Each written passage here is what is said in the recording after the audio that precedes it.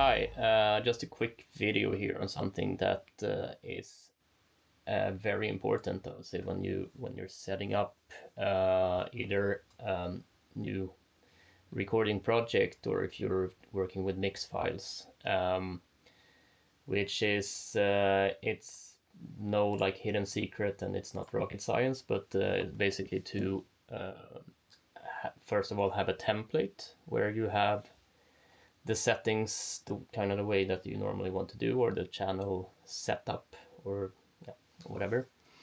And then from that point to keep everything very well organized.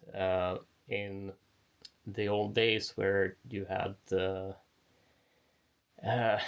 tape with 16 or 24 channels or whatever, it wasn't really that complicated. You just needed a track list, but now as we're looking at actually what I have in front of me right now is 100 tracks. Do you need 100 tracks? I don't know. Should people commit to bouncing things down to fewer tracks? Yes.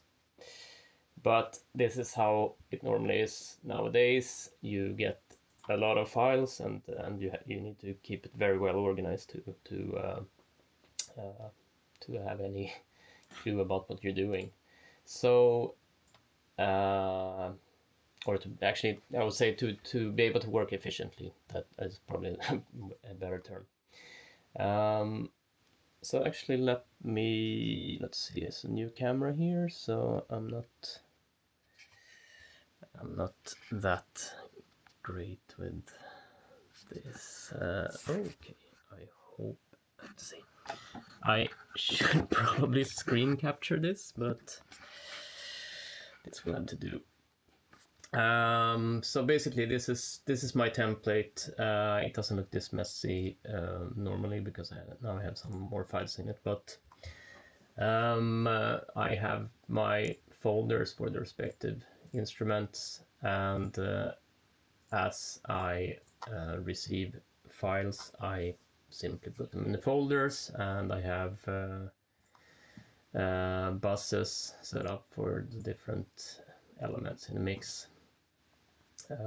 So yeah, putting all the kicks up here. The names here are the way I got them, so I'll rename this, and whatever matches with the template that I'm using, I just put the track straight on the respective channel.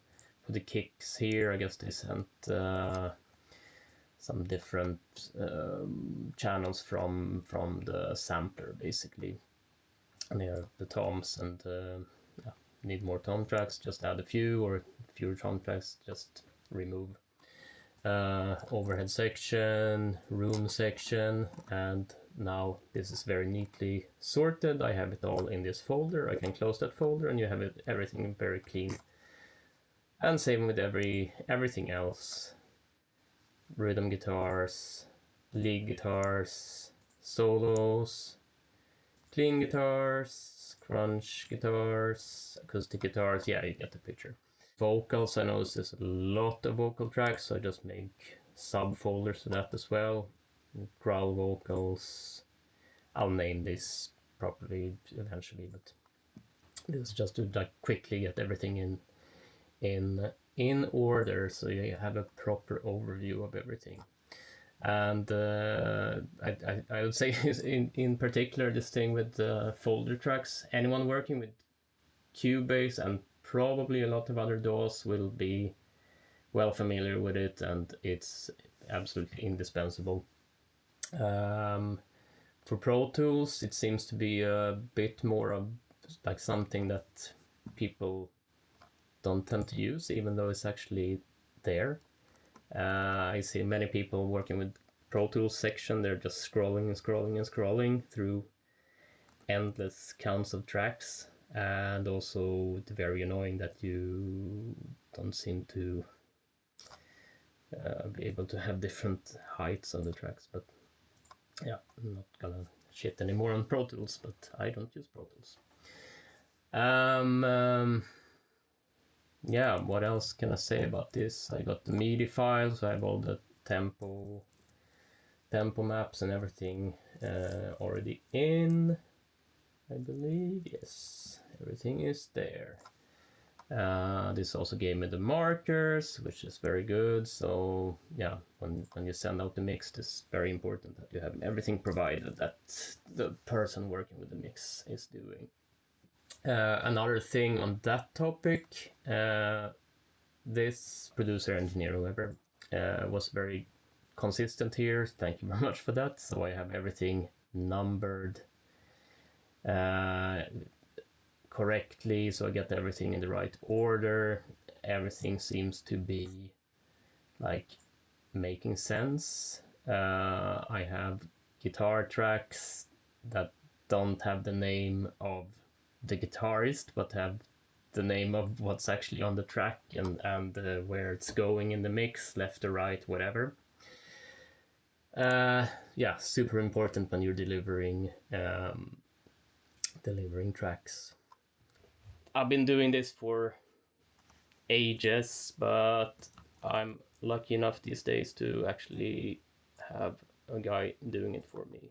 It's Guillaume Martin of Sonor Studio usually sets up my sessions. So a little shout out to him. It kind of when I start working on a mix, I just want to kind of dive into the creative part rather than doing the sort of the admin leading up to it, because I can really just kill the flow.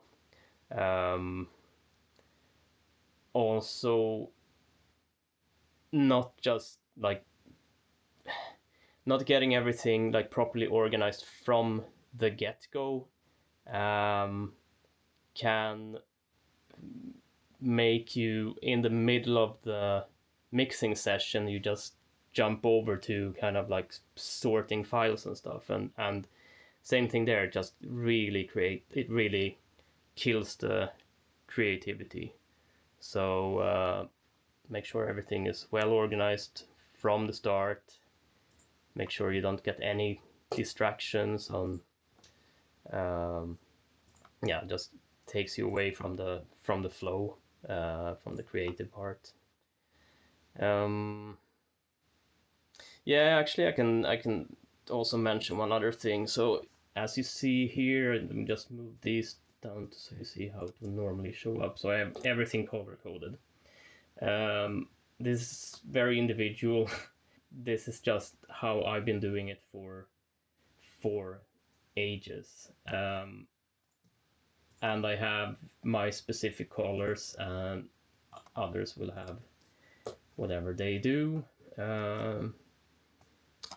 Red is my kick, orange snare, green is toms, blue is overheads, yeah, turquoise is room.